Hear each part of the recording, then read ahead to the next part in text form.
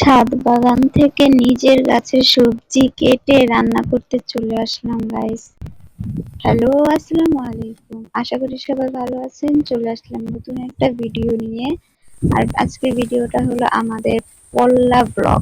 পল্লা আমাদের খুলনায় এই জিনিসটাকে পল্লা বলে। কার বিভাগে কি বলে তা একটুখানি কমেন্টে জানায় দিবা প্লিজ। আর এই যে দেখো, আমরা ছাদে চলে আসছি। ওদিন আমাদের বাজার ছিল না, তো ভাবলাম কি রান্না করবো। ছাদে যেয়ে দেখি 5-6টা পল্লা একসাথে হয়ে আছে।